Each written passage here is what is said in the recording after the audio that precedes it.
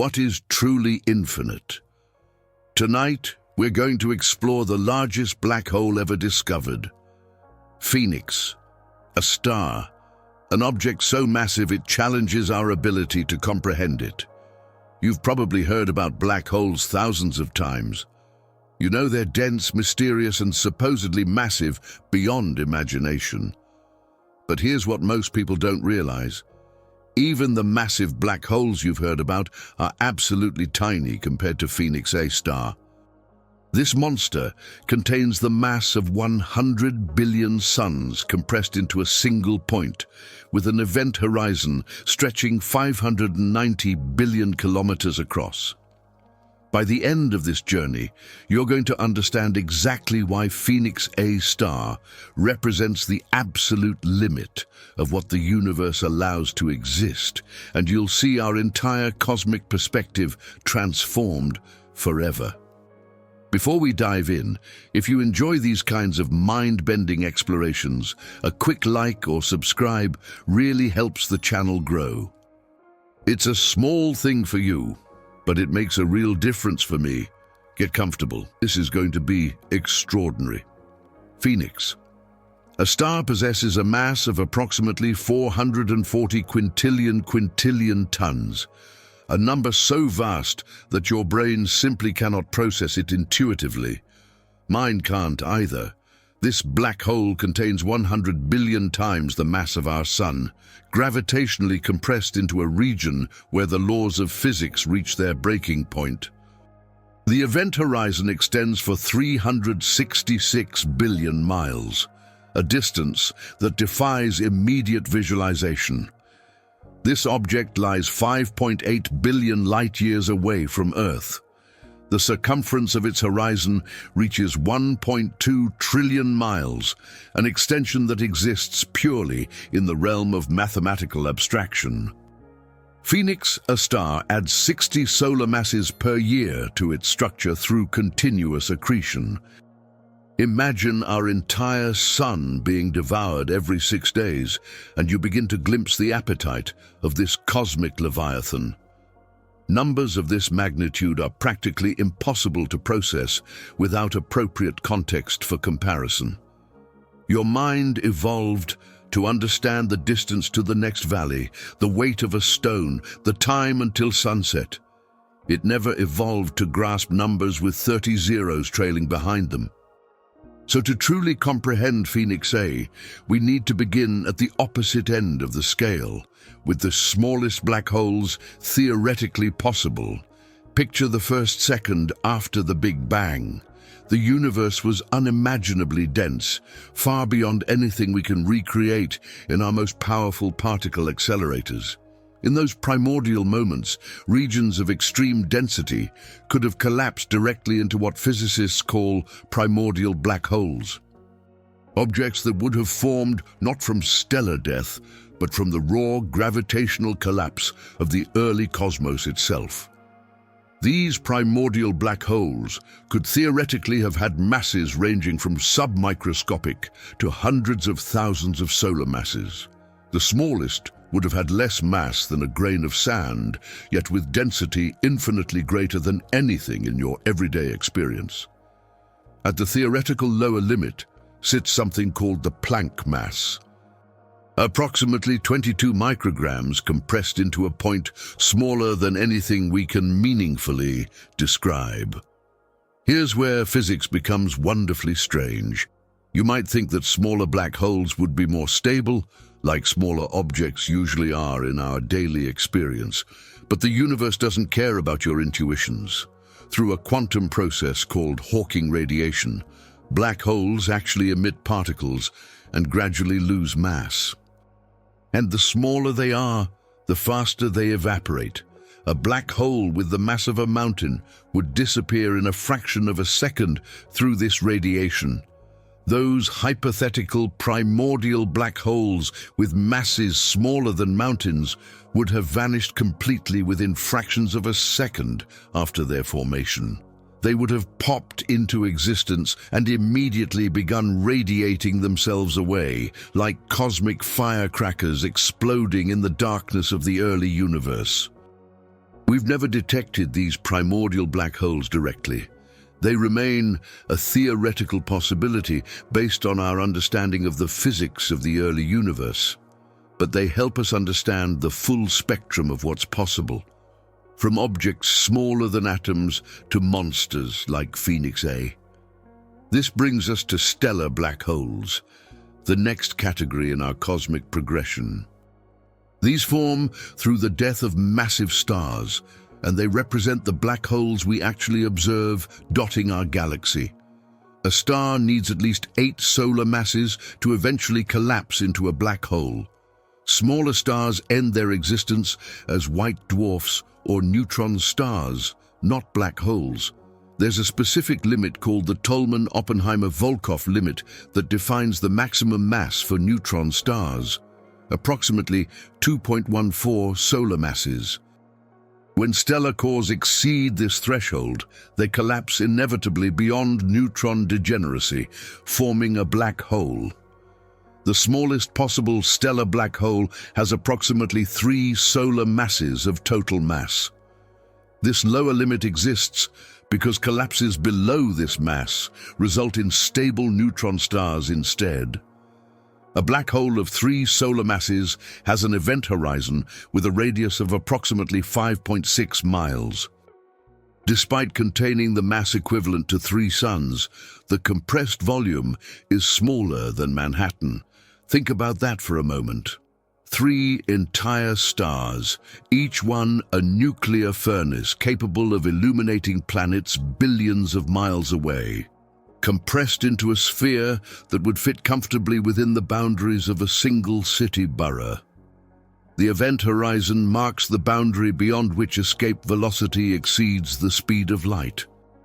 Within this invisible frontier, not even electromagnetic radiation can escape the gravitational attraction.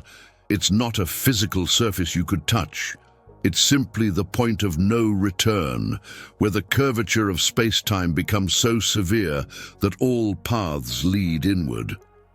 Cygnus X1 was the first stellar black hole identified, discovered in 1964 through emissions of X-rays. This binary system contains a black hole of approximately 21 solar masses orbiting a blue supergiant star. The companion star, HDE 226868, has a mass of about 20 solar masses and completes an orbit every 5.6 days. The gravity of the black hole tears material from its companion star, forming a spiral accretion disk. This disk is a rotating structure of superheated gas spiraling around the black hole like water circling a cosmic drain. Friction between the layers of this disk heats the material to temperatures of millions of degrees Fahrenheit, hot enough to emit the intense X-rays that first revealed the black hole's presence to our telescopes. The accretion disk around Cygnus X1 extends for approximately 25 million miles. This distance equals roughly 1/4 of the average orbital distance between Earth and the Sun. The event horizon of this 21 solar mass object has a radius of approximately 39 miles. This radius would fit comfortably within the territorial limits of a medium-sized city. If Cygnus X1 were placed over New York City, its event horizon would cover only the central Manhattan area. The mass of 21 suns compressed into an urban volume creates extreme space-time curvature in the surrounding region. Objects orbiting close to the horizon experience significant time dilation compared to distant observers. A clock in close orbit would run visibly slower for an observer far from the black hole. This time dilation is a direct consequence of space-time curvature predicted by general relativity. Time itself becomes elastic near these objects, stretching and compressing according to the intensity of the gravitational field. In September 2015, the LIGO detectors recorded something unprecedented. Gravitational waves from the merger of 2 black holes, 36 and 29 solar masses in size. This event, designated GW150914, produced a final black hole of 62 solar masses, releasing energy equivalent to 3 solar masses, entirely as gravitational waves, ripples in spacetime itself. During the merger, these black holes orbited each other 250 times per second before the final collapse. Their final orbital velocities reached approximately 60% of light speed, 111,000 miles per second. Immediately before fusion, this velocity is absolutely incomprehensible for terrestrial scales. Black hole mergers are the most energetic events in the universe per unit time, releasing energy equivalent to thousands of supernovas concentrated into a fraction of a second. A typical supernova releases approximately 10 to the 44th joules, equivalent to 100 trillion atomic bombs. A black hole merger releases energy equivalent to thousands of these stellar explosions, but compressed into milliseconds rather than months. The 404 Cygni is a binary system containing a black hole of approximately 9 solar masses. During accretion outbursts in 2015, this system blazed intensely, becoming detectable by telescopes around the globe. The accretion rate during these outbursts reaches billions of pounds of matter per second. This rate equals approximately the mass of 10 battleships disappearing into the event horizon every single second. Think about that for a moment. 10 massive warships, each weighing tens of thousands of tons, vanishing into gravitational oblivion with each tick of your watch. The material doesn't just fall in quietly. It screams its death song in X-rays as it spirals toward annihilation.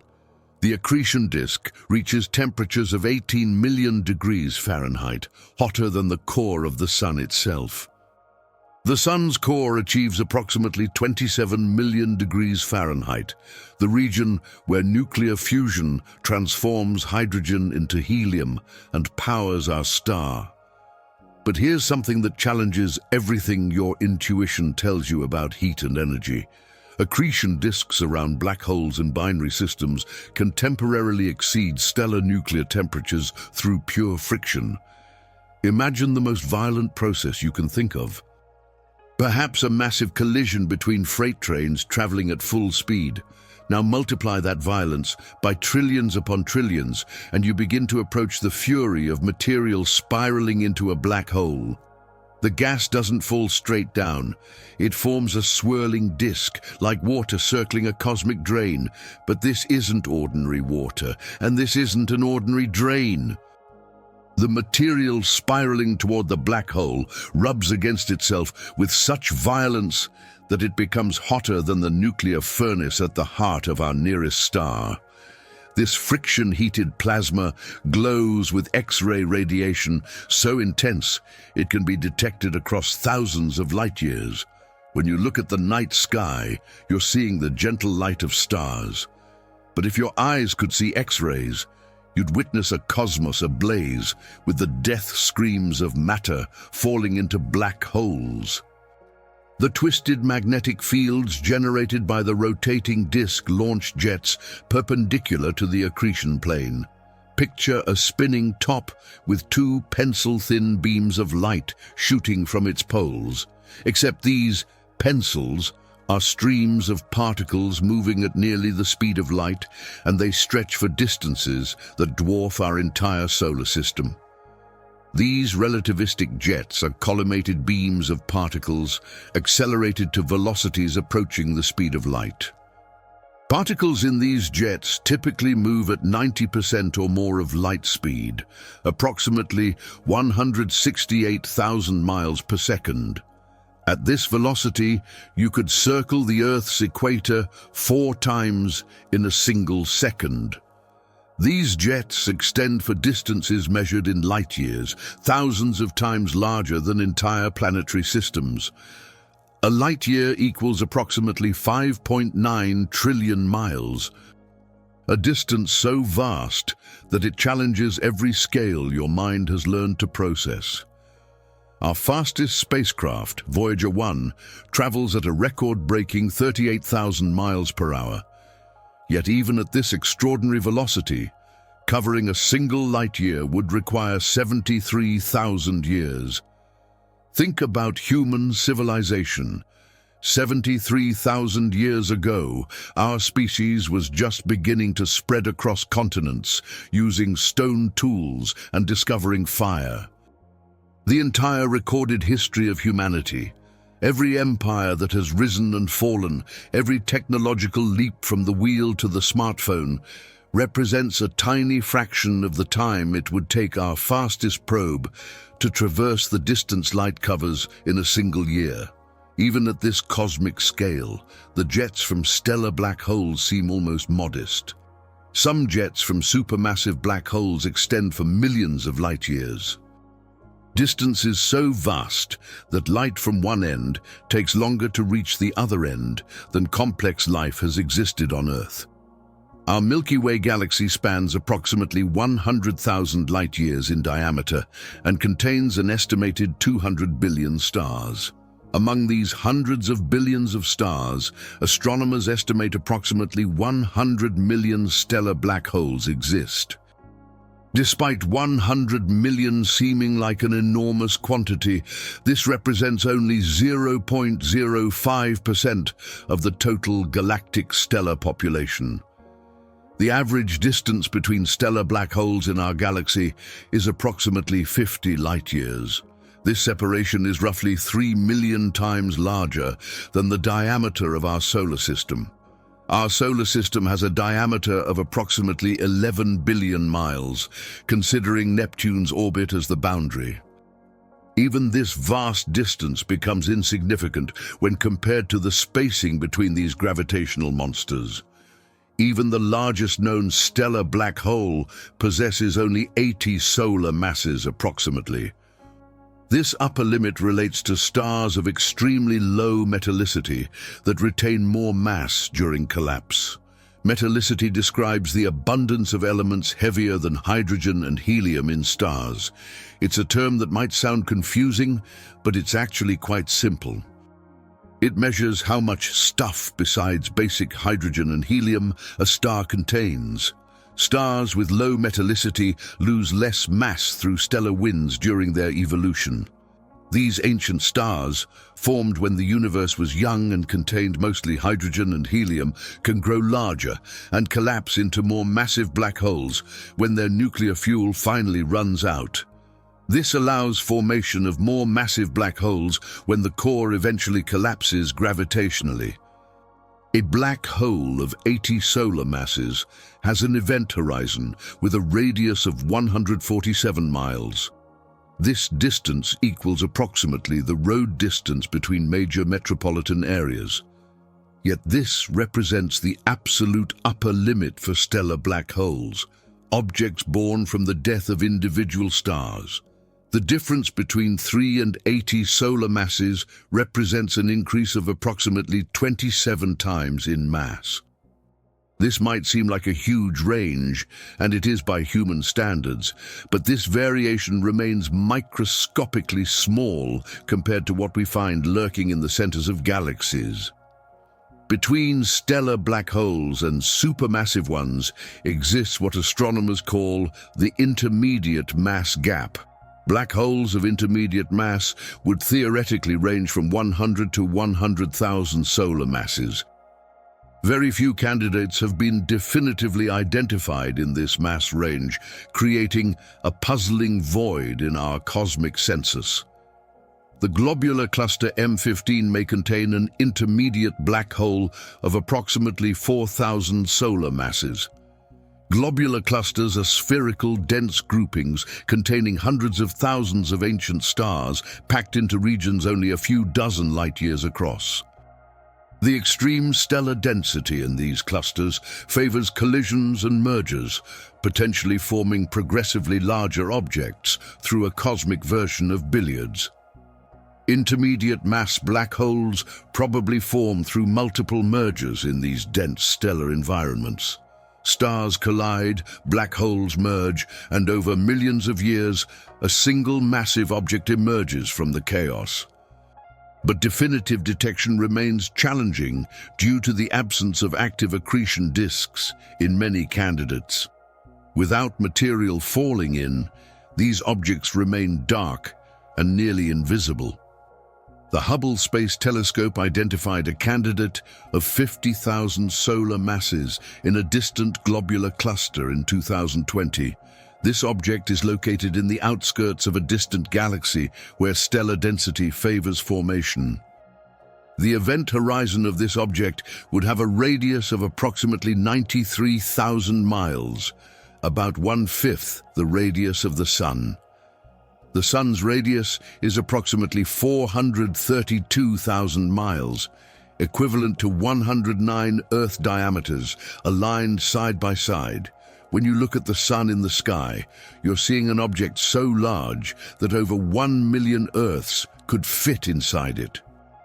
Yet even an object containing 50,000 solar masses remains minuscule compared to what lurks in galactic centers. At the center of almost every large galaxy resides a supermassive black hole containing millions or billions of solar masses. This is where our journey through the cosmic hierarchy takes a dramatic leap, from objects born of stellar death to monsters that have been feeding for billions of years. Sagittarius A is the supermassive black hole at the center of the Milky Way, our host galaxy. This object possesses a mass of approximately 4.1 million times the mass of the Sun. Compared to Cygnus X1, Sagittarius A is approximately 200,000 times more massive. Think about that scaling for a moment. If Cygnus X1 were the size of a basketball, Sagittarius A would be a sphere nearly 3 miles across. The event horizon of Sagittarius A has a radius of approximately 7.5 million miles. This radius equals approximately 17 times the complete radius of the Sun. If placed in the Sun's position, the horizon of Sagittarius A would completely engulf Mercury's orbit and extend well beyond it. Mercury orbits the Sun at an average distance of 36 million miles, completing its orbit in 88 days. The tiny, crater-scarred planet races around our star faster than any other world in our solar system, baked by solar radiation and experiencing temperature swings of over 1,000 degrees Fahrenheit between day and night. Yet this entire orbital dance would play out deep within the event horizon of our galaxy's central black hole.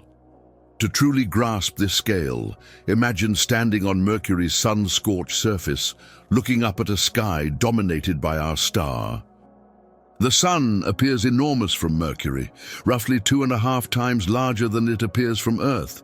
Now imagine that this entire scene, this whole planetary world, with its extreme environment and rapid orbit, exists within what would be the point of no return around our galactic center. The distance from Sagittarius A to our solar system is approximately 26,000 light-years through the galactic disk. This distance means that light we observe today from the galactic center departed during the last ice age, when woolly mammoths roamed the Earth and our ancestors were painting cave walls in Europe. The light carrying information about Sagittarius A began its journey before agriculture, before written language, before the first cities. When that light started traveling toward us, humans were scattered hunter-gatherer tribes struggling to survive in a world dominated by ice sheets. Entire civilizations have risen and fallen, empires have conquered continents, and our species has gone from stone tools to space travel, all while these same photons have been crossing the galaxy to reach our telescopes. The Event Horizon Telescope photographed Sagittarius A directly in May 2022, a historic image that required coordination between radio telescopes across the entire planet. Observatories in Hawaii, Arizona, Spain, Mexico, Chile, and Antarctica worked in perfect synchronization, creating a virtual telescope the size of Earth itself. The image reveals a bright ring of emission around a dark central shadow corresponding to the event horizon. The angular resolution required equals observing an orange on the moon's surface from Earth. This achievement represents one of humanity's greatest triumphs in observational astronomy. We literally photographed the shadow of a black hole, captured the silhouette of space-time curvature so extreme that not even light can escape. The bright ring you see in that image isn't the black hole itself, but rather the last photons of light spiraling around the event horizon before disappearing forever. These are photons that have traveled incredible distances, perhaps from stars that died millions of years ago, only to find themselves trapped in the final moments before crossing the point of no return. The formation process of supermassive black holes remains partially mysterious in modern cosmology. The prevailing theory suggests growth from primordial seeds through prolonged accretion over billions of years.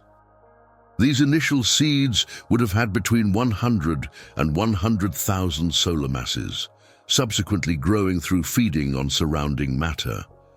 But how do you grow from 100,000 solar masses to billions of solar masses in the age of the universe? The math is staggering. Even feeding continuously at the maximum theoretical rate, it's challenging to explain how some black holes became so massive so quickly in cosmic terms. Accretion rates determine the growth velocity throughout the cosmic history of these objects. The Eddington limit defines the theoretical maximum rate based on equilibrium between gravity and radiation pressure. Radiation pressure occurs when photons emitted by the accretion disk push external material outward, limiting further accretion. Think of it like trying to eat soup while someone is shining an incredibly bright light directly into the bowl. The light pressure would blow the soup away from your spoon. For black holes, the intense radiation from infalling matter creates outward pressure that should prevent more matter from falling in. Yet somehow they keep growing. But some black holes exceed the Eddington limit through super-Eddington accretion during chaotic, violent episodes. During these feeding frenzies, the normal rules break down, and material pours into the black hole faster than theory suggests should be possible. These are cosmic eating contests, where the contestants ignore every rule of physics politeness. Galaxy mergers also contribute significantly, combining central black holes into progressively larger objects. When two galaxies collide, their central black holes eventually merge after a complex gravitational dance. The process of merging supermassive black holes can take hundreds of millions of years after the initial galactic collision. Picture two cosmic whirlpools slowly approaching each other.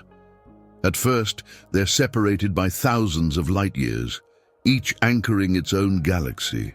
As the galaxies merge, stars are flung into new orbits, gas clouds collide and ignite in bursts of star formation, and slowly, inevitably, the two black holes spiral toward each other. During this cosmic ballet, the two monsters spiral toward each other, warping space-time and sending gravitational waves rippling across the universe. These waves stretch and compress space itself as they pass, carrying away energy and causing the black holes to spiral inward, faster and faster, until they finally merge in a cataclysmic collision. M87 is the supermassive black hole photographed directly by the Event Horizon Telescope in April 2019. Humanity's first direct image of a black hole. This object possesses an estimated mass of 6.5 billion times the solar mass. The event horizon of M87 has a diameter of approximately 24 billion miles. This diameter equals approximately 2.5 times Neptune's complete orbit around the Sun. Neptune orbits at approximately 2.8 billion miles from the Sun, 30 times the Earth-Sun distance.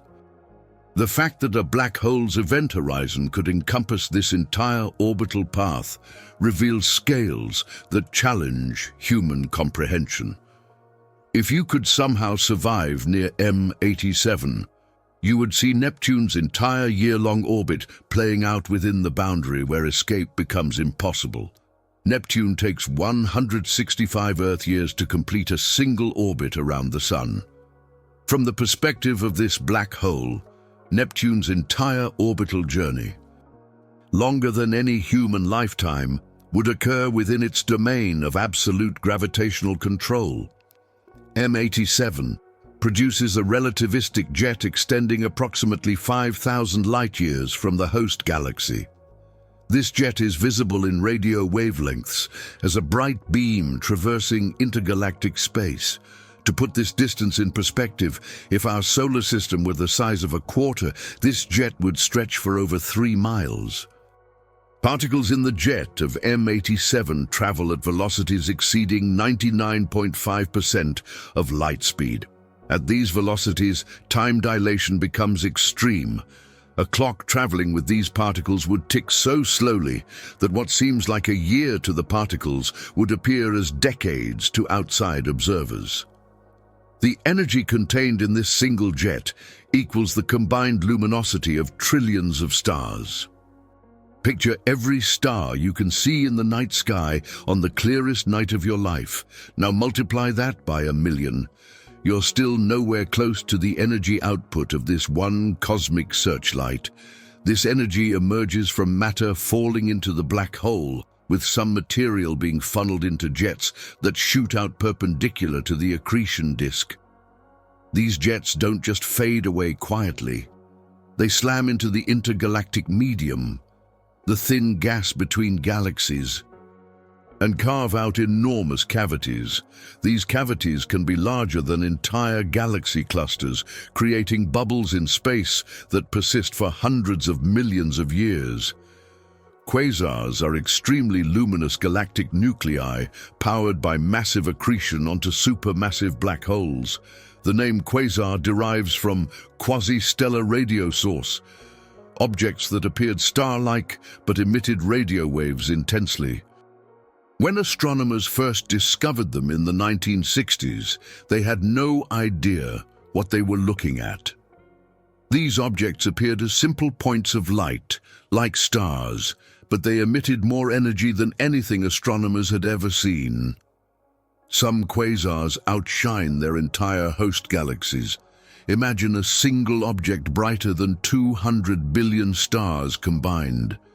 Extreme redshift revealed that quasars were billions of light-years away, implying extraordinary luminosity. Redshift is the stretching of light to longer wavelengths caused by universal expansion.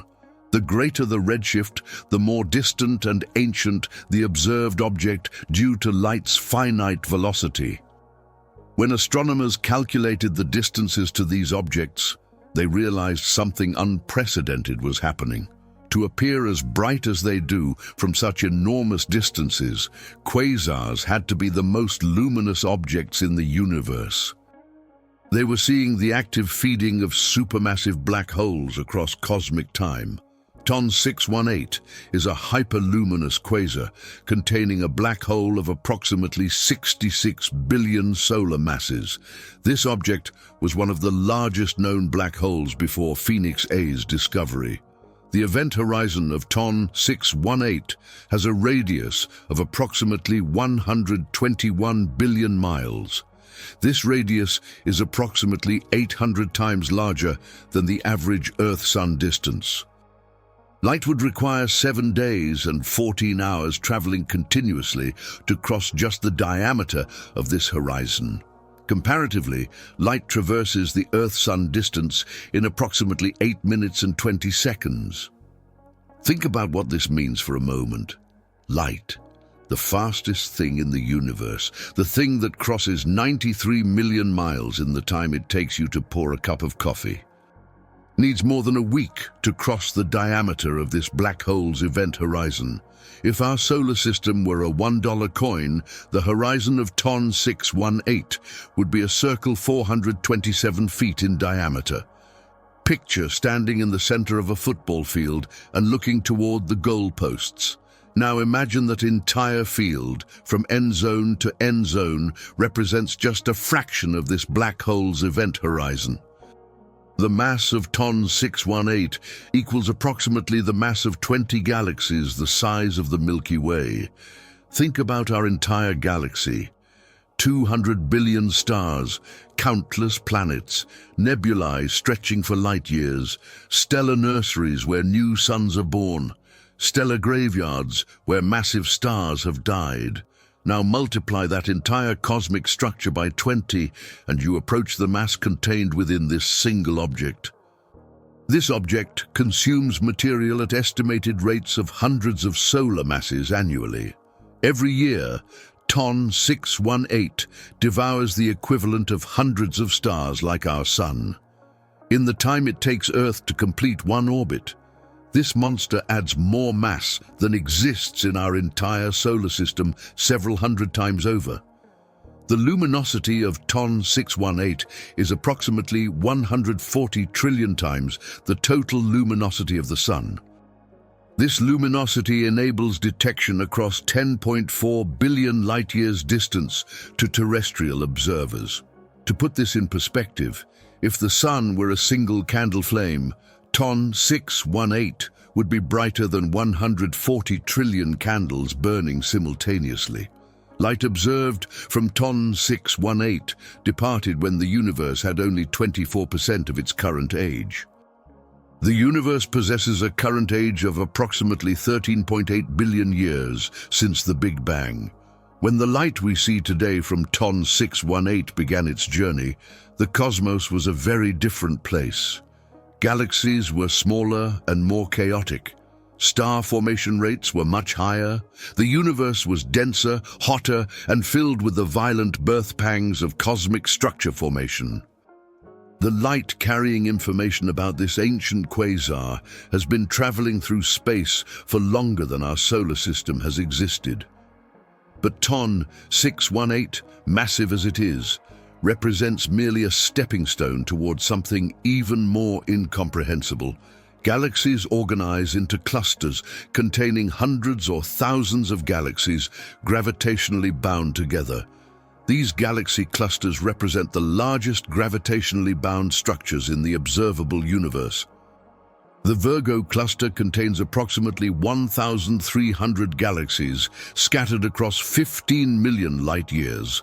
The total mass of the Virgo cluster is approximately 2.6 nonillion pounds, a number so large that it requires 29 zeros after the initial digits. At the center of massive clusters generally resides a giant elliptical galaxy containing an ultra-massive black hole. These central galaxies are cosmic cannibals that have grown fat by consuming their neighbors over billions of years. They sit at the gravitational center of their clusters like spiders in the center of vast cosmic webs. Giant elliptical galaxies form through multiple galactic mergers over billions of years. When galaxies collide and merge, the result isn't always a spiral galaxy like our own Milky Way. Often, the chaotic gravitational interactions destroy the delicate spiral structure, creating enormous elliptical galaxies. These central galaxies contain trillions of stars distributed in approximately spherical format. Picture the Milky Way with its beautiful spiral arms, its disk of stars rotating in elegant formation. Now imagine that structure completely scrambled by multiple collisions, the stars redistributed into a vast, roughly spherical cloud. Holmberg 15A is a supergiant elliptical galaxy containing a black hole of 40 billion solar masses. This object probably formed through multiple black hole mergers during successive galactic collisions. Each collision was itself a cosmic event of unimaginable violence, playing out over hundreds of millions of years. During each merger, the supermassive black holes at the centers of the colliding galaxies performed their own gravitational dance. They spiraled around each other, warping space and time, ejecting stars from their galaxies through gravitational slingshot effects, until finally they merged in catastrophic releases of energy. These merger events produce gravitational waves so powerful they can be detected across billions of light-years. The LIGO detectors that first detected gravitational waves from stellar mass black hole mergers are now being upgraded to detect these supermassive mergers. When they succeed, we'll be able to listen to the soundtrack of cosmic evolution. Accretion disks around supermassive black holes extend for complete light years. An accretion disk around ultramassive black holes can contain mass equivalent to millions of stars. These disks are cosmic hurricanes on scales that dwarf anything in our experience. The inner regions of these disks orbit the black hole at velocities approaching light speed. Material in the outer regions might take thousands of years to complete a single orbit, while material near the event horizon completes multiple orbits per second. The disk is a cosmic symphony of motion, with different regions moving at wildly different speeds. Relativistic effects include time dilation, where time flows differently in intense gravitational fields. Near the event horizon of these massive black holes, time becomes taffy, stretching and slowing compared to the outside universe. A watch that keeps perfect time far from the black hole would run visibly slow near the event horizon. Spatial distortion near black holes curves light, creating multiple images of background objects. This phenomenon, called gravitational lensing, was predicted by Einstein and confirmed observationally in 1919 during a solar eclipse. The gravity of massive objects literally bends the path of light, creating cosmic funhouse mirrors.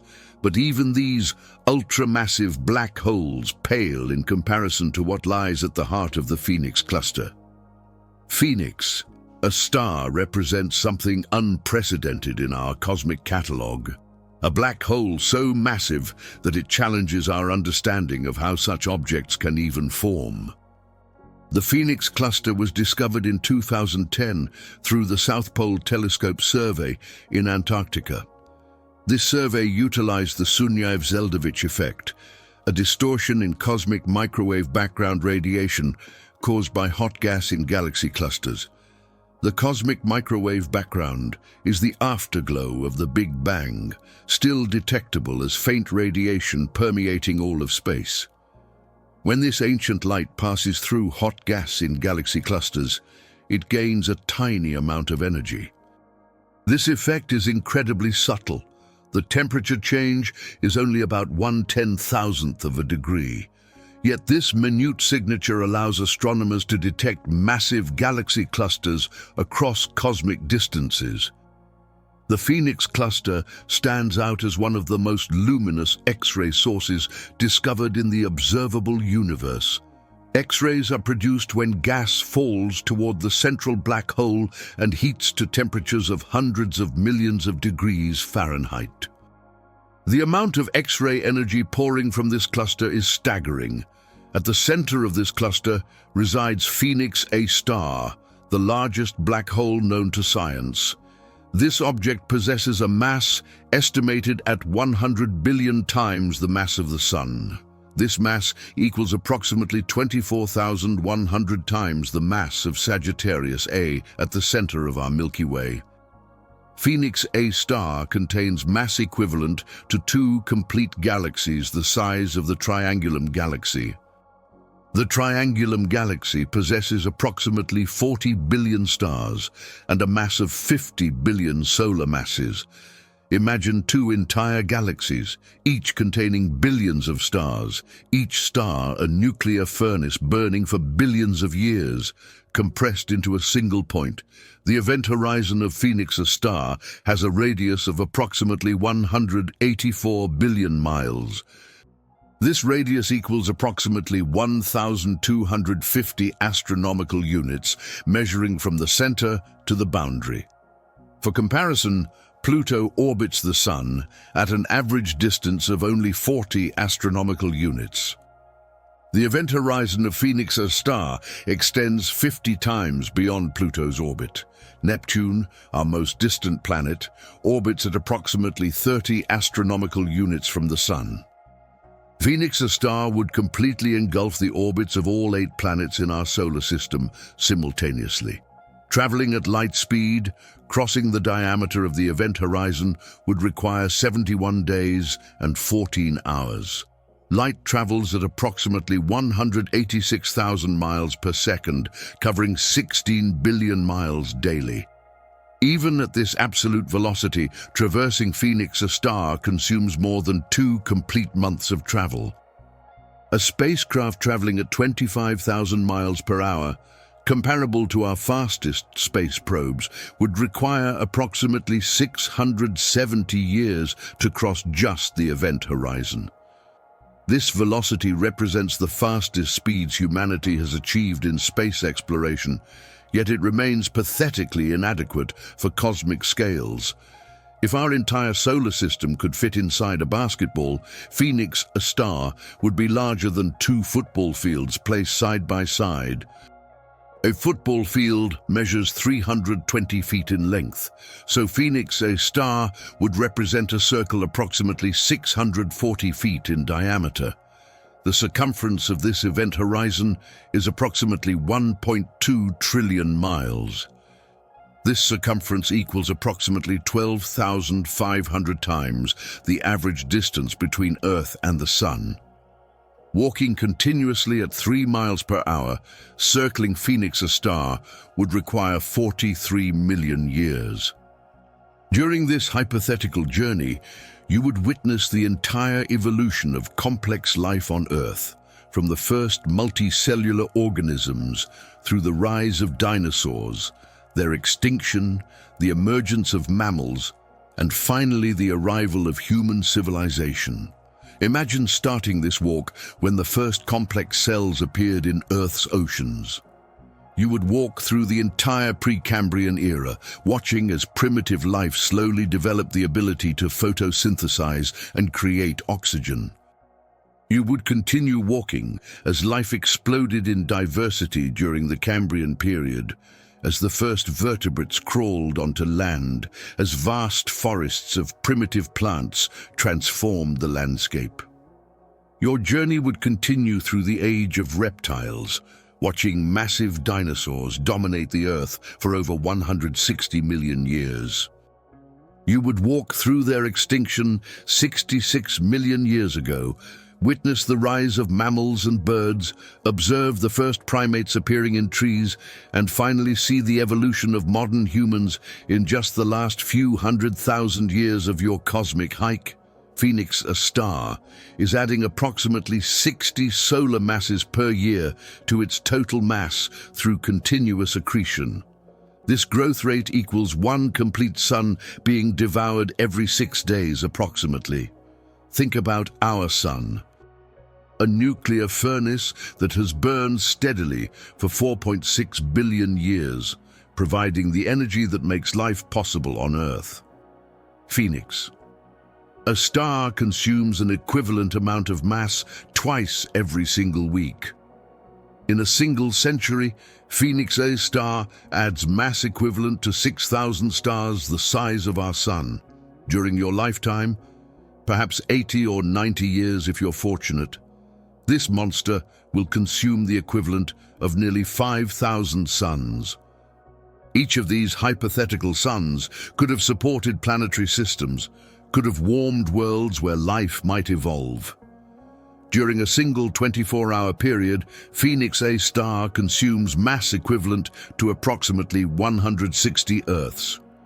Earth possesses a mass of approximately 13 septillion pounds, a number so large it requires 24 zeros after the initial digits. Yet this entire planetary mass, with all its oceans, continents, atmosphere and life, represents merely a snack for this cosmic leviathan. Every day, Phoenix A star devours enough matter to create 160 planets like ours. Every day, enough material to build 160 Earths, complete with their potential for mountains, rivers, weather systems, and perhaps even life, disappears forever beyond its event horizon. The accretion disk surrounding Phoenix A star extends for light years, containing mass equivalent to millions of stars. This disk is not a solid structure. It's a vast spiral of superheated gas and plasma, rotating at different speeds depending on distance from the central black hole. The inner regions of this disk orbit at velocities exceeding 99% of light speed. At these extreme velocities, relativistic effects become profound. Time dilation means that clocks in the inner disk would run drastically slower compared to distant observers. A year in the inner disk might correspond to decades or centuries in the outside universe. The material spiraling toward doom experiences time in slow motion relative to the rest of the cosmos. Temperature in the inner disk reaches billions of degrees Fahrenheit, hotter than the core of any normal star. The hottest stellar cores known reach approximately 360 million degrees Fahrenheit in the most massive stars. These are the nuclear furnaces that create heavy elements through fusion, forging carbon, oxygen, silicon, and iron in their fiery hearts. The accretion disk of Phoenix A star exceeds these stellar core temperatures by factors of 10 or more through extreme friction. This superheated material doesn't undergo nuclear fusion. It's simply being torn apart by gravitational forces and heated through compression and friction. The temperature is so extreme that atoms themselves are stripped of their electrons, creating a plasma state more violent than anything found in nature. This plasma emits radiation across the entire electromagnetic spectrum. Radio waves, infrared, visible light, ultraviolet, X-rays, and gamma rays. The intensity is so great that this radiation can be detected across 5.8 billion light-years. This distance means that light observed today departed when the universe had approximately 58% of its current age. During the light's journey from Phoenix A star to Earth, our entire solar system formed from cosmic dust. Picture the region of space where our solar system now exists 4.6 billion years ago. It was nothing but a cold, dark cloud of gas and dust, one of countless such clouds drifting through the galaxy. Gravitational collapse began, perhaps triggered by the shockwave from a nearby supernova. The cloud began to contract and spin, heating up as it shrank. The sun ignited at the center, beginning its long career as a nuclear furnace. Planets coalesced from the remaining disk material. First, the rocky inner worlds like Earth, then the gas giants in the outer system. Earth formed approximately 100 million years after solar formation through planetesimal accretion. Countless collisions between rocky bodies gradually built our planet, generating so much heat that the entire surface was molten. Slowly, the planet cooled, water vapor condensed into oceans, and the stage was set for life. The first life on Earth emerged approximately 3.8 billion years ago in primitive oceans. These earliest organisms were simple bacteria, but they began the long process of transforming our planet's atmosphere. This entire terrestrial history, from stellar birth to the emergence of life, occurred while light from Phoenix A star traversed intergalactic space toward our telescopes. Every major evolutionary milestone unfolded during this cosmic journey. The development of photosynthesis, which created the oxygen we breathe, the formation of eukaryotic cells with nuclei, the emergence of multicellular life, the explosion of complex forms during the Cambrian period, the colonization of land by plants and animals, the rise and fall of the dinosaurs, the evolution of mammals, primates, and finally humans. The Phoenix cluster possesses a total mass of approximately 4.4 nonillion pounds, including dark matter. Dark matter is the invisible component, constituting approximately 85% of the universe's total mass. We know it exists because we can see its gravitational effects on visible matter, but it doesn't interact with electromagnetic radiation. Think about this mystery for a moment. Most of the universe consists of something we cannot see, touch, or directly detect. It's like living in a house where 85% of the furniture is invisible. You can tell it's there because you bump into it, but you can't see what it looks like. Phoenix A star represents approximately 0.005% of the Phoenix cluster's entire mass. Despite being the largest known black hole, Phoenix A star constitutes a minuscule fraction of its host cluster. This puts the scale of cosmic structures in perspective. Even the most massive single object we know of is tiny compared to the larger structures it inhabits. The cluster's cooling rate in the central region reaches approximately 3,280 solar masses per year. This cooling represents hot gas losing energy and condensing in the cluster's central regions. In galaxy clusters, hot gas typically gets heated by energy from the central black hole, preventing it from cooling and forming stars. But something unusual is happening in the Phoenix cluster.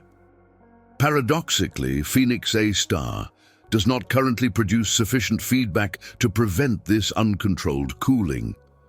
The normal balance between black hole energy output and gas cooling has broken down. The result is extreme star formation in the central galaxy at a rate of 740 solar masses annually. This star formation rate exceeds our Milky Way's current rate by 740 times.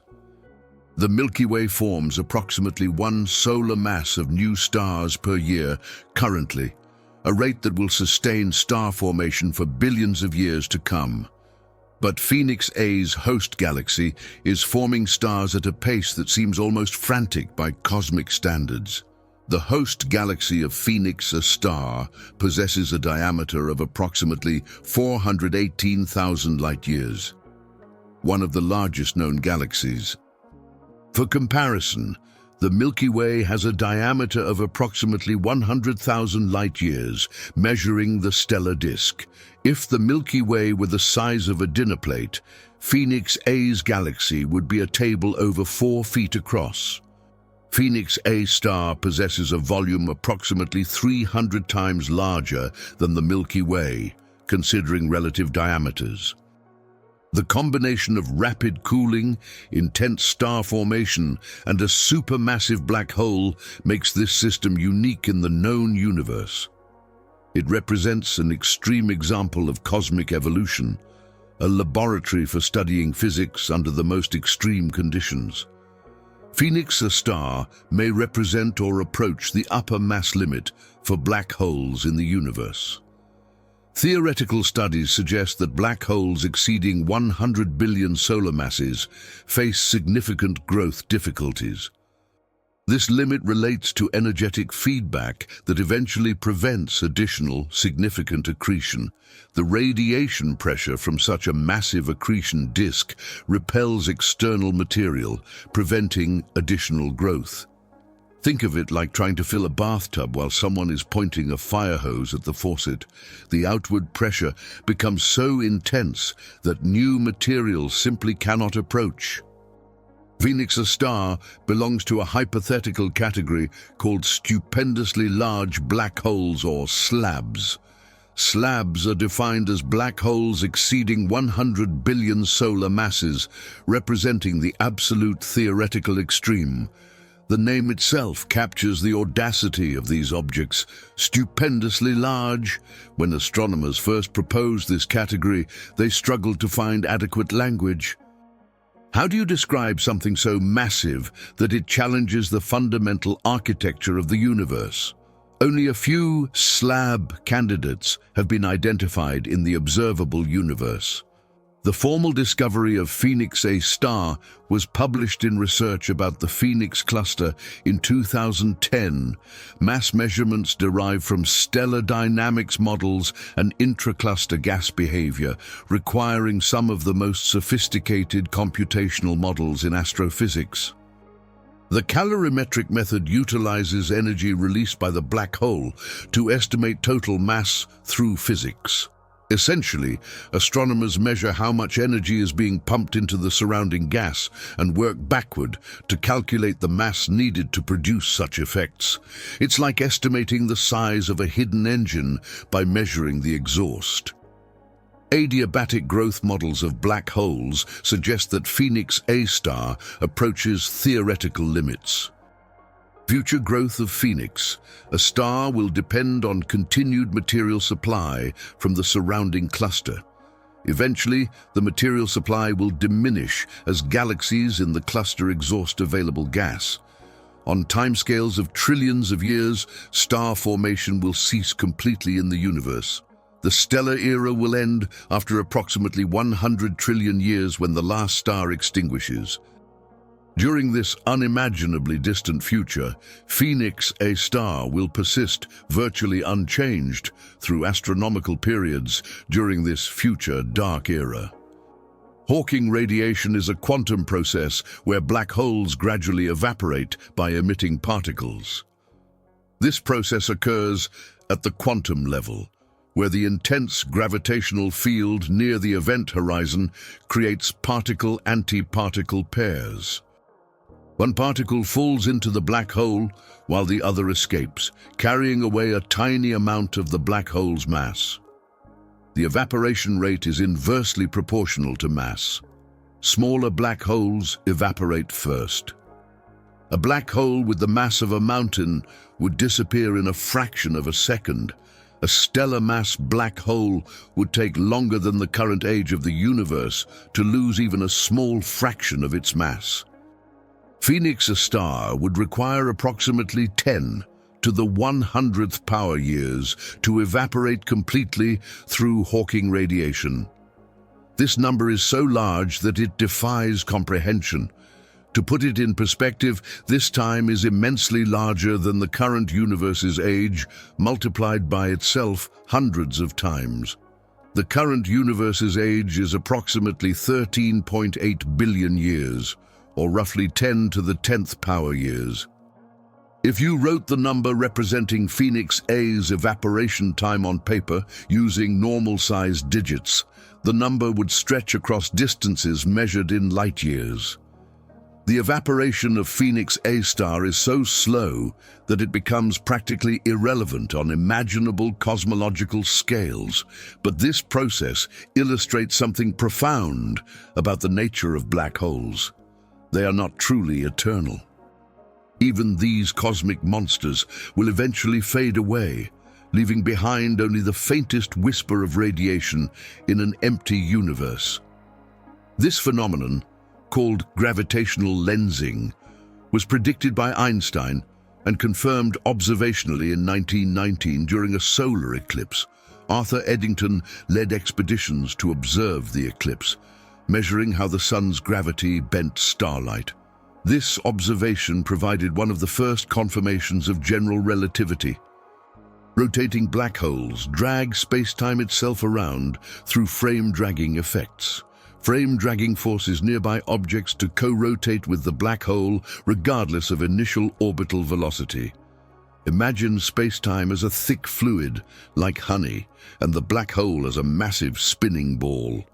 The rotation literally drags the fabric of reality around with it. This effect means that nothing near a rotating black hole can remain stationary relative to distant space. Even light itself gets caught in this cosmic current, forced to spiral around the black hole whether it wants to or not. The region where this dragging occurs is called the ergosphere, where space-time itself is being pulled along. The energy released by accretion onto supermassive black holes profoundly influences the evolution of their host galaxies. Jets and energetic winds expel gas from central regions, suppressing star formation in galaxies. This feedback process regulates the growth of both the galaxy and its central black hole. Without feedback from black holes, galaxies would form stars much more rapidly, exhausting their gas reserves. The universe would have burned through its stellar fuel billions of years ago, leaving a cosmos filled with dead stars and empty space. Black holes, paradoxically, help regulate the pace of cosmic evolution. Observations reveal a strong correlation between central black hole mass and galactic bulge properties. This correlation suggests intimate co-evolution between supermassive black holes and their galaxies over billions of years. The relationship is so tight that astronomers can predict a black hole's mass just by observing its galaxy. This connection implies that galaxies and their central black holes grow together, each influencing the other's development. It's a cosmic dance between creation and destruction, where the most destructive objects in the universe help shape the very structures that nurture star formation and planetary systems. Active galactic nuclei, or AGN, are regions around supermassive black holes actively accreting material. AGN can outshine all the stars of their host galaxy combined. Different types of AGN include quasars, blazars, radio galaxies, and Seyfert galaxies, depending on orientation.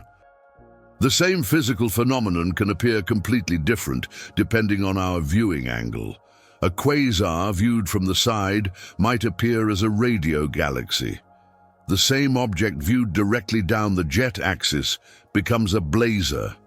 It's like looking at a lighthouse. From the side, you see a building with windows, but look directly into the beam and you're temporarily blinded. Blazars are AGN, whose jets point directly toward terrestrial observers, appearing extremely bright. These objects can vary dramatically in brightness over periods of hours or days, as turbulence in the jet causes fluctuations in the radiation beam. Radio galaxies emit predominantly in radio waves, with giant lobes extending for millions of light years. Centaurus A is a nearby radio galaxy exhibiting complex structure with jets extending for millions of light years. The central black hole of Centaurus A possesses a mass of approximately 55 million solar masses.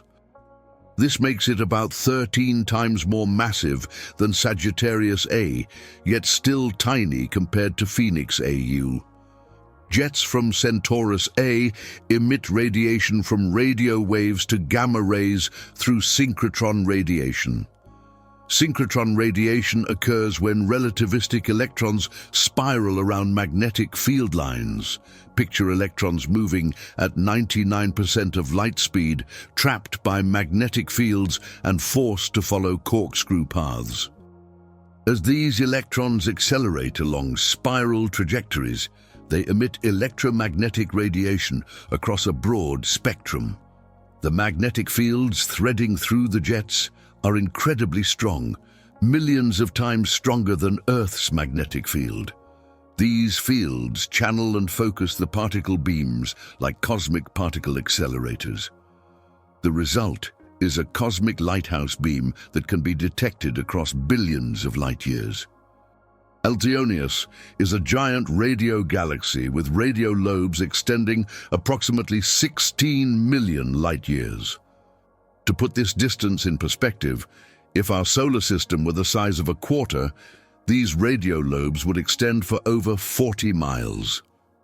Lobe structures represent physical manifestations of black hole jets on colossal scales. Material ejected from jets inflates giant lobes in the intergalactic medium over tens of millions of years. These lobes contain energy equivalent to billions of supernova explosions, magnetically confined. Think of them as cosmic balloons inflated by the breath of black holes, except these balloons are larger than entire galaxy clusters and filled with energy that could power our civilization for quintillions of years. The magnetic fields containing this energy are woven through space like invisible scaffolding. The Perseus cluster contains a cavity system created by jets from the central black hole of NGC 1275. NGC 1275 harbors a black hole of approximately 340 million solar masses, producing perpetual jets. Cavities in the Perseus cluster extend for hundreds of thousands of light years from the nucleus. The energy required to create these cavities equals billions of supernovas. This energy was deposited gradually over approximately 100 million years of continuous activity. Picture the most violent explosion you can imagine, a supernova that outshines an entire galaxy for months. Now multiply that explosion by billions, then by billions again. That's the amount of energy required to hollow out these cosmic cavities. Yet this energy was released slowly, gently, over geological timescales, like a cosmic welding torch, carving empty spaces in the intergalactic medium. Able 1201 contains an ultramassive black hole of approximately 32.7 billion solar masses. This object was detected through gravitational lensing techniques, analyzing the distortion of background light. Strong gravitational lensing allows astronomers to measure the mass of distant objects through observed light curvature. When light from distant galaxies passes near massive objects, its path bends like light passing through a lens. But this isn't glass bending the light, it's the curvature of space-time itself. The amount of bending reveals the mass of the intervening object with remarkable precision. The Phoenix cluster was discovered in 2010 through a South Pole Telescope survey in Antarctica. This survey utilized the Sunyaev-Zeldovich effect, a distortion in cosmic microwave background radiation caused by hot gas. The cosmic microwave background is the afterglow of the Big Bang, still detectable as faint radiation permeating all of space. When this ancient light passes through hot gas in galaxy clusters, it gains a tiny amount of energy. The effect is incredibly subtle. The temperature change is only about 1/10,000th of a degree. Yet this minute signature allows astronomers to detect massive galaxy clusters across cosmic distances. The Phoenix cluster stands out as one of the most luminous X-ray sources discovered in the observable universe. At the center of this cluster resides Phoenix A, the largest black hole known to science. This object represents the culmination of our journey through cosmic scales, from the smallest hypothetical black holes to the largest objects that physics allows to exist. Phoenix. A star possesses an estimated mass of 100 billion times the mass of the Sun. This mass equals approximately 24,100 times the mass of Sagittarius A at the center of our Milky Way. To put this in perspective, if Sagittarius A were a marble, Phoenix A star would be a sphere over 60 feet in diameter. The comparison becomes even more staggering when you realize that Sagittarius A itself contains the mass of over 4 million suns. Phoenix A star contains mass equivalent to 2 complete galaxies the size of the Triangulum galaxy. The Triangulum galaxy possesses approximately 40 billion stars and a mass of 50 billion solar masses. Picture our neighboring galaxy, with its spiral arms studded with billions of burning suns, each potentially warming planetary systems where life might evolve. Now imagine 2 such galaxies, with all their stars, planets, gas clouds, and cosmic dust compressed into a single point. Every star that has ever lived in those hypothetical galaxies, every world that might have harbored life, every possible civilization that could have gazed up at their night sky and wondered about the cosmos, all of it concentrated into an object whose existence challenges our ability to comprehend scale. Consider what this means in terms of stellar populations. 40 billion stars per galaxy means Phoenix. A star contains the equivalent of 80 billion stars worth of mass. If each star averaged one solar mass, and each star potentially hosted a planetary system like ours, Phoenix A star represents the gravitational equivalent of 80 billion potential solar systems. Each of those hypothetical systems might have contained rocky planets in habitable zones, worlds where liquid water could exist, where complex chemistry could unfold, where life might emerge and evolve and eventually develop intelligence. The mass contained within Phoenix A star represents not just matter, but the raw material for an almost incomprehensible number of potential worlds. The event horizon of Phoenix A star has a radius of approximately 184 billion miles. This radius equals approximately 1,250 astronomical units, measuring from the center to the boundary. For direct comparison, Pluto orbits the Sun at an average distance of only 40 astronomical units. Think about Pluto, that distant icy world at the edge of our solar system, so far from the Sun that it receives 1,000th the sunlight that Earth does. From Pluto's surface, the Sun appears as nothing more than a bright star in the sky, providing less light than a full moon provides to Earth. The journey to Pluto represents humanity's farthest reach into space, requiring our fastest spacecraft over 9 years to arrive. New Horizons launched in 2006 and reached Pluto in 2015, traveling at speeds of up to 36,000 miles per hour. During its 9-year journey, entire presidential administrations came and went on Earth. Children were born and started school. The iPhone was invented and revolutionized communication. Yet this epic journey covered only 40 astronomical units. The event horizon of Phoenix A star extends 50 times beyond Pluto's orbit. Neptune, our most distant planet, orbits at approximately 30 astronomical units from the Sun. Phoenix, a star would completely engulf the orbits of all 8 planets in our solar system simultaneously, with room for dozens more solar systems within its boundary. If you could somehow place Phoenix A star at the center of our solar system, its event horizon would stretch far beyond the Kuiper belt, beyond the scattered disk where comets originate, almost to the inner edge of the Oort cloud. That vast spherical shell of icy objects that marks the true boundary of our solar system's gravitational influence. The Oort cloud extends from about 2,000 to 100,000 astronomical units from the Sun.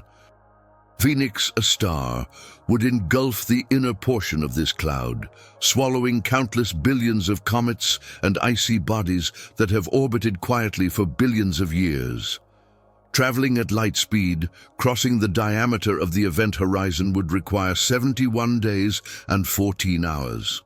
Light travels at approximately 186,000 miles per second, covering 16 billion miles daily.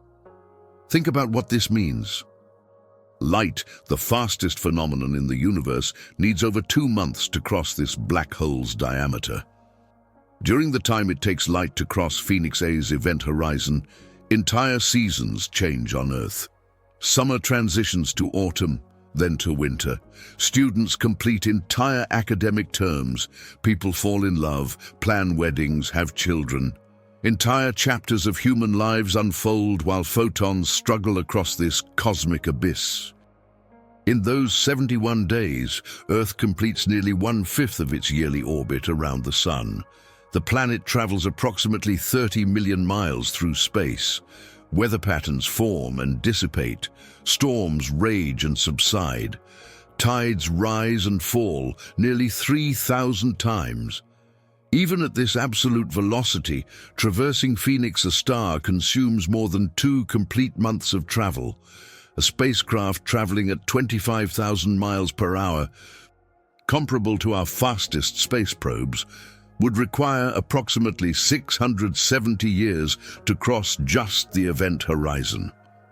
This velocity represents the fastest speeds humanity has achieved in space exploration, yet it remains pathetically inadequate for cosmic scales. During those 670 years of hypothetical travel, entire civilizations could rise and fall on Earth. The journey would span longer than recorded human history.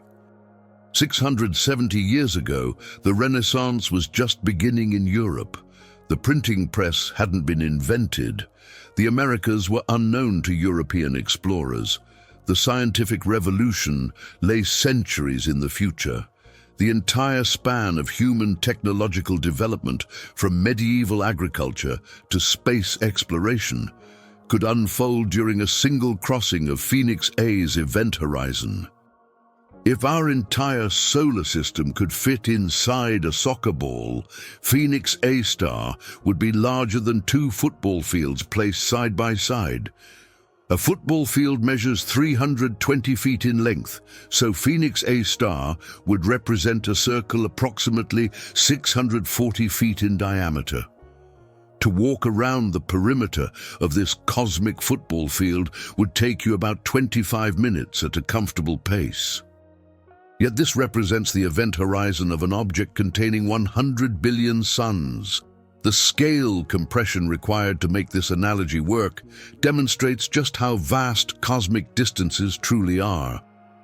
The circumference of Phoenix A's actual event horizon is approximately 1.2 trillion miles. This circumference equals approximately 12,500 times the average distance between Earth and the Sun. Walking continuously at 3 miles per hour, circling Phoenix A star would require 43 million years. During this hypothetical journey, you would witness the entire evolution of complex life on Earth multiple times over. You would walk through the rise and fall of countless species, the formation and erosion of mountain ranges, the drift of continents, the advance and retreat of ice ages. 43 million years ago, the ancestors of modern primates were small, tree-dwelling creatures. Grasses were spreading across continents, changing global climates. The Antarctic ice sheet was forming. The Himalayas were rising as India continued its collision with Asia. Phoenix A star is adding approximately 60 solar masses per year to its total mass through continuous accretion. This growth rate equals 1 complete sun being devoured every 6 days, approximately. In a single century, Phoenix A star adds mass equivalent to 6,000 stars, the size of our sun.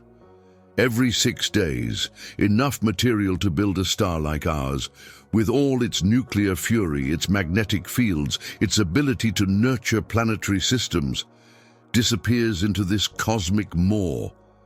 Every 6 days, the raw material for another solar system vanishes beyond the point of no return. During a single 24-hour period, Phoenix A star consumes mass equivalent to approximately 160 Earths. Earth possesses a mass of approximately 13 septillion pounds, a number so large it requires 24 zeros after the initial digits. Yet this entire planetary mass represents merely a cosmic snack for this Leviathan. Every day, Phoenix A star devours enough matter to create 160 planets like ours, complete with their potential for oceans, continents, atmospheres, and perhaps even life. Every day, enough material to build 160 Earths, each capable of hosting billions of years of evolution, disappears forever beyond its event horizon. Think about Earth's history: 4.6 billion years of geological evolution, atmospheric development, the emergence and diversification of life. All the complexity, all the beauty, all the potential contained in our world could be replicated 160 times from the matter Phoenix A star consumes in a single day. The accretion disk surrounding Phoenix A star extends for light years, containing mass equivalent to millions of stars. This disk isn't a solid structure. It's a vast spiral of superheated gas and plasma, rotating at different speeds depending on distance from the central black hole. Inner regions of the disk orbit at velocities exceeding 99% of light speed. At these extreme velocities, relativistic effects become profound. Time dilation means that clocks in the inner disk would run drastically slower compared to distant observers. A year in the inner disk might correspond to decades or centuries in the outside universe. The material spiraling toward doom experiences time in slow motion relative to the rest of the cosmos. Temperature in the inner disk reaches billions of degrees Fahrenheit, hotter than the core of any normal star. The hottest stellar cores known reach approximately 360 million degrees Fahrenheit in the most massive stars. These are nuclear furnaces that create heavy elements through fusion, forging carbon, oxygen, silicon, and iron in their fiery hearts. The accretion disk of Phoenix A star exceeds these stellar core temperatures by factors of 10 or more through extreme friction. This superheated material doesn't undergo nuclear fusion. It's simply being torn apart by gravitational forces and heated through compression and friction. The temperature is so extreme that atoms themselves are stripped of their electrons, creating a plasma state more violent than anything found naturally in the universe. This plasma emits radiation across the entire electromagnetic spectrum: radio waves, infrared, visible light, ultraviolet, X-rays, and gamma rays. The radiation from Phoenix A star can be detected across 5.8 billion light-years. This distance means that light observed today departed when the universe had approximately 58% of its current age. During the light's journey from Phoenix, a star, to Earth, our entire solar system formed from cosmic dust. Picture the region of space where our solar system now exists 5.8 billion years ago. It was nothing but a cold, dark cloud of gas and dust, one of countless such clouds drifting through the galaxy. There were no planets, no sun, no Earth, just primordial material left over from earlier generations of stars. Our solar system possesses an age of approximately 4.6 billion years, slightly less than the light travel time from Phoenix A. The Sun formed from a molecular cloud undergoing gravitational collapse 4.6 billion years ago. This collapse was likely triggered by the shockwave from a nearby supernova explosion. As the cloud contracted, it began to spin faster, like a figure skater pulling in their arms. The center grew hot and dense until nuclear fusion ignited, creating our Sun. Earth formed approximately 100 million years after solar formation through planetesimal accretion. Countless rocky bodies collided and stuck together, gradually building the planets we know today. These early collisions generated so much heat that Earth's surface was completely molten. Slowly, over millions of years, the planet cooled enough for water vapor to condense into oceans. The first life on Earth emerged approximately 3.8 billion years ago in primitive oceans. These earliest organisms were simple bacteria, but they began the long process of transforming our planet. This entire terrestrial history occurred while light from Phoenix A star traversed intergalactic space toward our telescopes. Think about this cosmic timeline. When the light we see today from Phoenix A star began its journey, Earth didn't exist. The Sun didn't exist. Our solar system was nothing but scattered atoms in a molecular cloud. During the journey of those photons, gravity slowly gathered that cosmic dust, ignited our star, formed our planet, and gave birth to every living thing we've ever known. Every evolutionary milestone unfolded during this journey. The development of photosynthesis that created our oxygen atmosphere, the emergence of complex cells with nuclei, the explosion of multicellular life during the Cambrian period, the colonization of land by plants and animals. The Phoenix cluster possesses a total mass of approximately 4.4 nonillion pounds, including dark matter. Dark matter is the invisible component constituting approximately 85% of the universe's total mass. We know it exists because we can see its gravitational effects, but it doesn't interact with electromagnetic radiation. This means that most of the universe consists of something we cannot see, touch, or directly detect. It's like living in a house where 85% of the furniture is invisible. You can tell it's there because you bump into it, but you can't see what it looks like. Dark matter doesn't emit light, doesn't absorb light, doesn't reflect light. It interacts only through gravity, yet this mysterious substance outweighs all the visible matter in the universe by more than 5 to 1. Every star, planet, gas cloud, and black hole represents only the visible tip of a much larger cosmic iceberg. Phoenix, a star, represents approximately 0.005% of the Phoenix cluster's entire mass. Despite being the largest known black hole, Phoenix A star constitutes a minuscule fraction of its host cluster. This puts the scale of cosmic structures in perspective. Even the most massive single object we know of is tiny compared to the larger structures it inhabits. The cooling rate in the cluster center reaches approximately 3,280 solar masses per year. This cooling represents hot gas losing energy and condensing in the cluster's central regions. In galaxy clusters, hot gas typically gets heated by energy from the central black hole, preventing it from cooling and forming stars. This creates a delicate balance. The black hole feeds on material falling toward it, releases energy through jets and radiation, and this energy heats the surrounding gas, preventing more material from cooling and falling in. It's a cosmic thermostat that regulates star formation across entire galaxy clusters, but something unusual is happening in the Phoenix cluster. Paradoxically, Phoenix A star does not currently produce sufficient feedback to prevent this uncontrolled cooling. The normal balance between black hole energy output and gas cooling has broken down. The result is extreme star formation in the central galaxy at a rate of 740 solar masses annually. This star formation rate exceeds our Milky Way's current rate by 740 times. The Milky Way forms approximately 1 solar mass of new stars per year currently. Our galaxy's leisurely pace of star formation will sustain stellar birth for billions of years to come.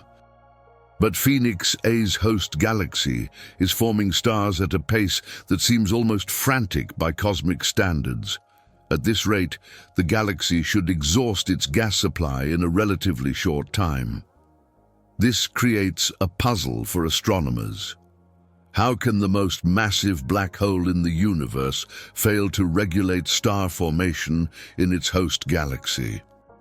Perhaps Phoenix, a star, is simply too massive for its own good, having grown beyond the point where its energy output can effectively heat the vast amounts of gas in its cluster.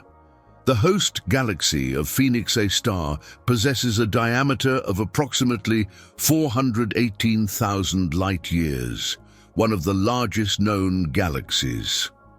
For comparison, the Milky Way has a diameter of approximately 100,000 light-years, measuring the stellar disk. If the Milky Way were the size of a dinner plate, Phoenix A's galaxy would be a circular table over 4 feet across. This galaxy is a cosmic giant containing trillions of stars distributed across a volume approximately 300 times larger than our home galaxy. Phoenix, a star, possesses a volume approximately 300 times larger than the Milky Way when considering relative diameters. The combination of rapid cooling, intense star formation, and a supermassive black hole makes this system unique in the known universe. It represents an extreme example of cosmic evolution. a laboratory for studying physics under the most extreme conditions.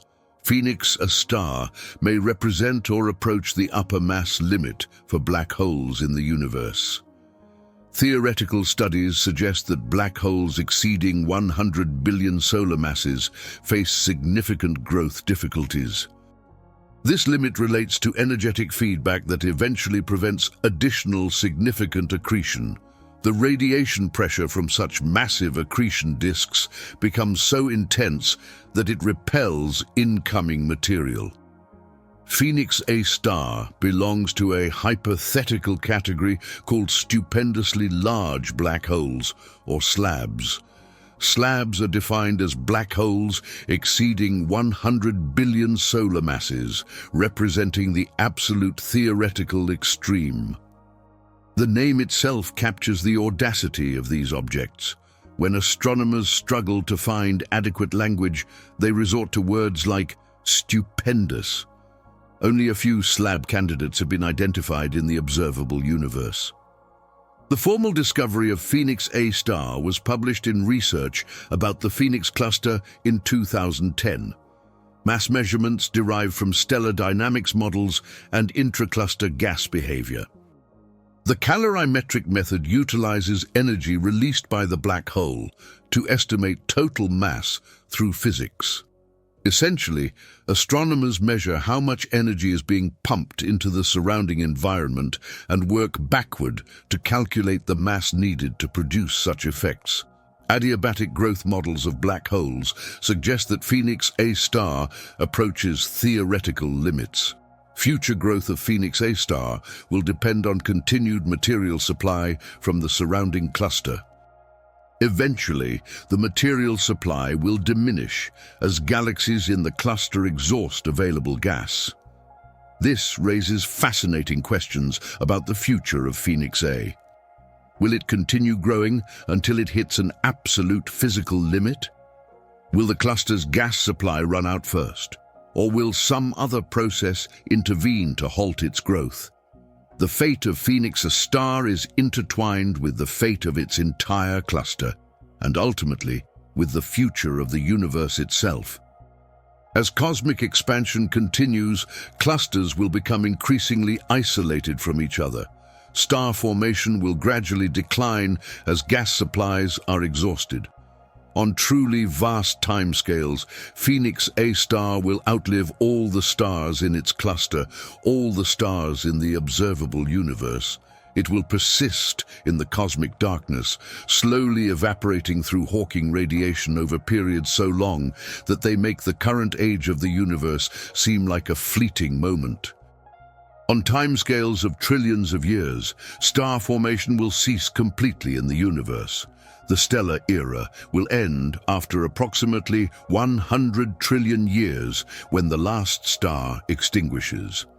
Phoenix. A star will persist virtually unchanged through astronomical periods during this future dark era. Picture this distant future.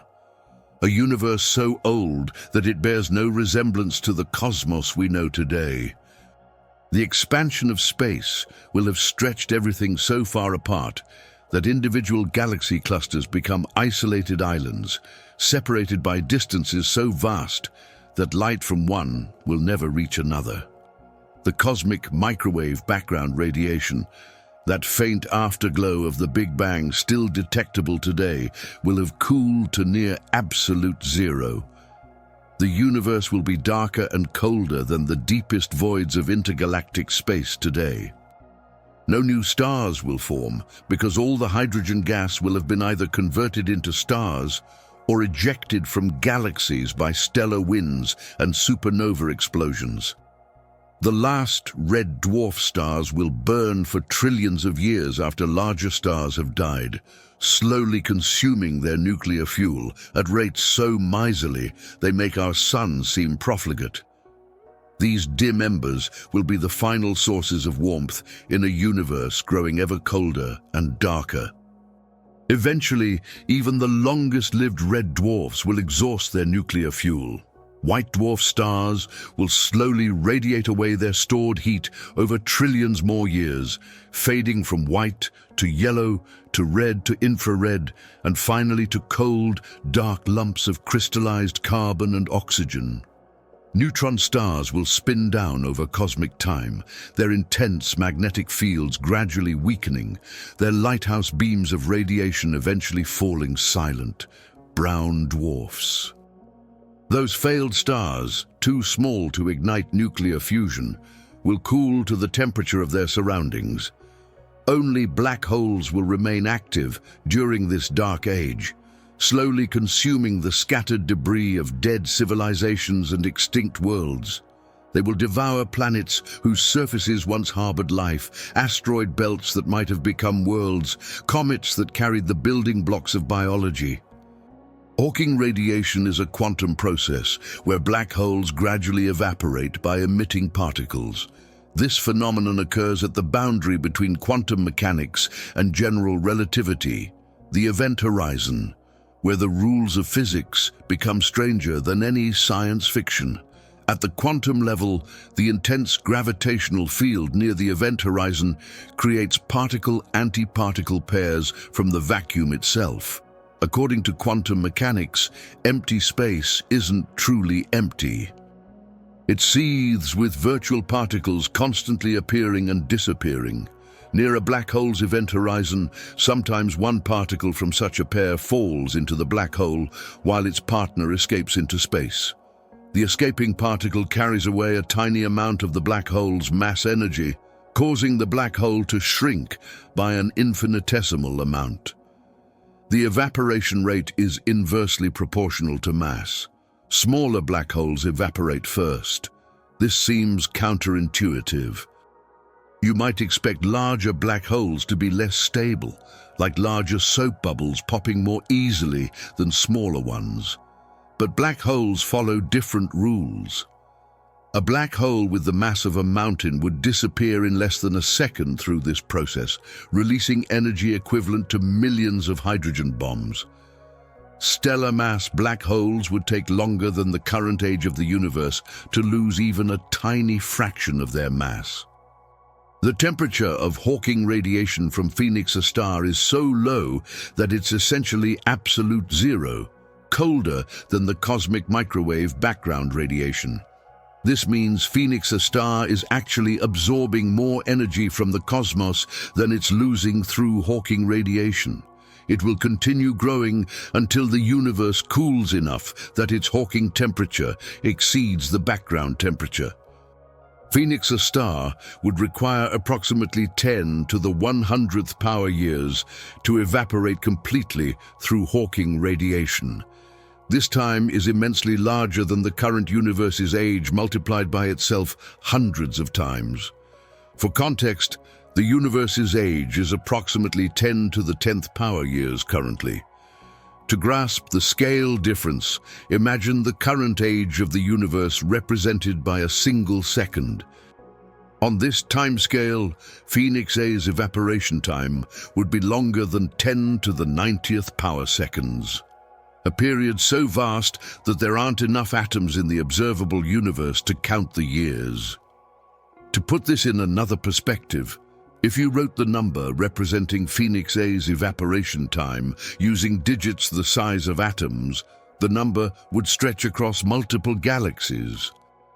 It would take longer to write this number at 1 digit per second than light takes to travel between galaxy clusters. The evaporation of Phoenix, a star, is a process so slow that it becomes practically irrelevant on any imaginable cosmological scale.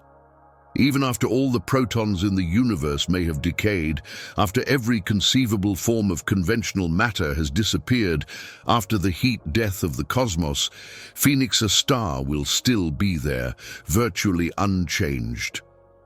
During Phoenix A's evaporation period, the universe will expand so much that the distance between any 2 points will increase by factors requiring numbers with billions of zeros. The cosmic event horizons will have shrunk to encompass smaller and smaller regions around any observer. Now, returning to scales from the beginning, We've journeyed from primordial black holes that would have ranged from Planck mass to billions of tons. These hypothetical objects represent the smallest possible black holes that quantum mechanics allows. Stellar black holes vary from 3 solar masses to approximately 80 solar masses observed. A mass of 3 suns equals approximately 13 nonillion pounds, a number requiring 30 digits to write in full. A mass of 80 suns equals approximately 347 nonillion pounds, still minuscule compared to what we've discovered. Intermediate mass black holes theoretically vary from 100 to 100,000 solar masses. These objects remain elusive, filling a gap in our cosmic census between stellar mass and supermassive black holes. Sagittarius A, with 4.1 million solar masses, equals approximately 18,000 septillion pounds. M87, with 6.5 billion solar masses, is approximately 1,585 times more massive than Sagittarius A Sat. Ton618, with 66 billion solar masses, is approximately 10 times more massive than M87. Phoenix, a star with 100 billion solar masses, is approximately 1.5 times more massive than Ton618. The progression from 3 solar masses to 100 billion represents an increase of approximately 33 billion times. This progression traverses approximately 11 orders of magnitude in total mass scale. 11 orders of magnitude equals comparing a grain of sand with a mountain in terms of proportion. If you could hold a grain of sand in your palm, something weighing perhaps 1,000th of an ounce, and then imagine Mount Everest with its 57 trillion pounds of rock and ice, you would be experiencing something like the mass ratio between the smallest and largest black holes. If each person on Earth, all 8 billion of us, represented a black hole of 3 solar masses, the total would be 24 billion solar masses. This total would still be only 1/4 the mass of Phoenix A star alone. Phoenix A star equals approximately 33 billion minimum stellar black holes combined. Alternatively, Phoenix A star equals approximately 24,000 times Sagittarius A from the Milky Way. If Sagittarius A were a basketball with a diameter of 9 inches, Phoenix A star would be a sphere 1.5 miles in diameter. If the event horizon of Cygnus X1 were a penny with a diameter of 3/4 of an inch, Phoenix A star would be a circle 59 miles across. Within Phoenix A's event horizon, approximately 130 million complete solar systems could fit side by side. Our complete solar system extends to the Oort cloud at approximately 100,000 astronomical units, a distance of about 1.6 light years. This includes not just the planets we know, but the vast spherical shell of icy objects that marks the true boundary of our Sun's gravitational influence. Considering only the planetary region extending to Neptune at 30 astronomical units, billions of solar systems could fit within Phoenix A. The volume within Phoenix A's event horizon equals approximately 240,000 trillion cubic miles. Earth possesses a volume of approximately 260 billion cubic miles. Therefore, approximately 900 trillion Earths could fit within Phoenix A's event horizon. The Sun possesses a volume of approximately 360 billion cubic miles, larger than Earth, but still insignificant on these cosmic scales. Think about what this means in terms of potential worlds. If you could somehow pack Earth-sized planets throughout the volume of Phoenix A's event horizon, ignoring the minor detail that they would all be crushed into a singularity, you could create 900 trillion worlds. Each of these hypothetical worlds could potentially harbor life, develop complex ecosystems, give rise to intelligent civilizations that gaze up at their night skies and wonder about the cosmos. The number of potential Earth-like worlds that could fit within Phoenix A star exceeds the number of stars in the observable universe by factors of millions.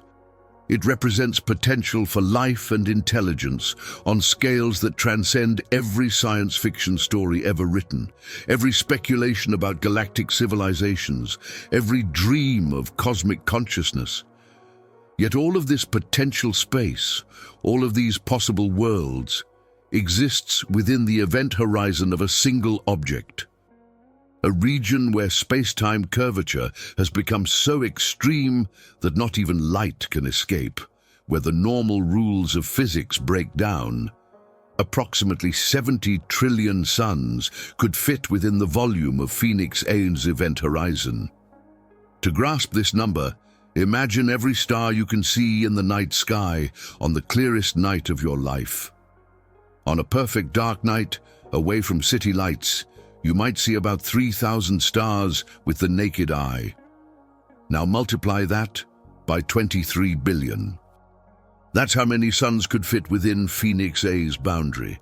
Each of those hypothetical stars could warm planets, drive weather systems, power photosynthesis, support entire biospheres teeming with life. All these comparisons demonstrate a scale that is truly incomprehensible to direct human intuition. Your mind simply cannot process numbers of this magnitude in any meaningful way. When we say 70 trillion, we're using abstract symbols that have lost all connection to tangible experience. Try counting to 70 trillion. If you counted one number per second without stopping, it would take you over 2 million years. That's longer than our species has existed. The entire history of human civilization, from the first written language to space exploration, would unfold multiple times before you finished counting. The progression of scales reveals that even the largest black hole is minuscule compared to the observable universe. The observable universe possesses a radius of approximately 28.9 billion light-years in all directions. This radius equals approximately 174 sextillion miles, measuring from Earth to the observable horizon. To put this distance in perspective, if you could travel at the speed of light, the fastest anything can possibly move, it would take you 28.9 billion years to reach the edge of what we can observe. During that journey, you would pass through the cosmic dark ages when the first stars were forming. You would witness the birth of the first galaxies, the formation of the first supermassive black holes, the cosmic web of matter taking shape. Phoenix, a star with an event horizon diameter of 366 billion miles, is infinitesimal compared to this total cosmic scale. The ratio between the observable universe and Phoenix, a star, is approximately 750 trillion to 1. If Phoenix A star were the size of a hydrogen atom, approximately 1/10,000,000th of an inch across, the observable universe would be a sphere 262 feet in diameter. Picture holding a single atom in your palm while standing inside a sphere taller than a 20-story building. This comparison reveals something profound about the nature of scale in our universe. Even the most extreme object we know, a black hole containing the mass of 100 billion stars, is essentially nothing when compared to the cosmos as a whole. Physics permits the existence of objects whose scale completely transcends everyday human intuitions. From the Planck scale, the smallest meaningful distance in physics, to Phoenix, a star, and then to the observable universe, each leap reveals new layers of reality. At the Planck scale, space and time themselves become grainy, like pixels in a cosmic computer display. At this scale, a proton would appear larger than a solar system. The rules of quantum mechanics dominate, allowing particles to tunnel through barriers and exist in multiple states simultaneously. Scale up to atoms, and quantum effects still matter, but we begin to see the emergence of chemistry and molecular bonds. Scale up to cells, and we encounter the first stirrings of life, complex molecular machines capable of reproduction and evolution. Scale up to organisms like ourselves, and we find consciousness emerging from the intricate dance of billions of neurons. Scale up to planets, and we see geological processes shaping worlds over billions of years. Scale up to stars, and we witness nuclear furnaces converting hydrogen to helium, creating the heavy elements necessary for rocky planets and biological life. Scale up to galaxies, and we observe gravitational orchestras of billions of stars, all dancing around central black holes. Scale up to galaxy clusters, and we see the largest gravitationally bound structures in the universe, containing thousands of galaxies and dominated by mysterious dark matter. Scale up to the cosmic web, and we observe the universe's largest structures, filaments of matter separated by vast cosmic voids. Finally, scale up to the observable universe, and we encompass everything we can possibly see or know about the cosmos. The human capacity to understand Phoenix, a star, through mathematics and physics, demonstrates the remarkable power of the mind. We are biological creatures whose brains evolved to navigate trees, hunt prey, and avoid predators on an African savanna. Our ancestors lived in small groups, worried about finding food and avoiding becoming food themselves. They needed to recognize faces, track animals, remember the locations of water sources and seasonal foods. Yet these same neural networks, evolved for survival in a terrestrial environment, can somehow grasp concepts spanning 100 orders of magnitude in scale. We can visualize objects smaller than atoms and larger than galaxy clusters. Instruments created by humans reveal structures completely beyond direct sensory experience. Radio telescopes detect radiation from accretion disks heated to billions of degrees. X-ray satellites map the glow of matter falling into black holes across cosmic distances. Gravitational wave detectors sense spacetime ripples from colliding black holes billions of light-years away. These ripples are so small that they change the length of kilometer-scale laser beams by distances smaller than 1/10,000th the width of a proton. Yet we detected them. We built machines sensitive enough to measure distortions in space itself, caused by cataclysmic events in distant galaxies. This represents a triumph of human ingenuity that our ancestors could never have imagined. Scientific knowledge allows us to transcend biological limitations and experience the universe through intellectual abstraction. We cannot see Phoenix A star with our eyes, touch it with our hands, or visit it with our bodies. Yet through telescopes, equations, and computer models, we can map its properties with extraordinary precision. We know its mass, its size, its distance, its age. We understand how it formed and how it will evolve over cosmic time. Phoenix, a star, will never be visited by human beings given the distances and fundamental physical limitations involved. Even with futuristic technology, fusion rockets, antimatter engines, exotic propulsion systems that might someday be developed, a journey to Phoenix, a star, would require billions of years. The nearest star to our Sun is over 4 light-years away, and reaching it would require decades with our most advanced propulsion concepts. Phoenix A star lies 5.8 billion light-years distant, at achievable spacecraft velocities, perhaps 10% of light speed with advanced fusion rockets. The journey would take nearly 60 billion years. This exceeds the current age of the universe by more than 4 times. During such a voyage, our sun would exhaust its nuclear fuel and expand into a red giant, eventually becoming a white dwarf. The Milky Way and Andromeda galaxies would collide and merge. Star formation throughout the cosmos would decline as gas supplies are exhausted. Entire generations of stars would live and die during the journey. Civilizations could rise and fall thousands of times over. The universe itself would age significantly before any human spacecraft could reach the Phoenix cluster. Despite this physical inaccessibility, intellectual understanding creates a profound connection with distant cosmic objects. Every photon captured from Phoenix, a star, traveled 5.8 billion years, carrying information across the void. These photons are ancient messengers, older than our solar system.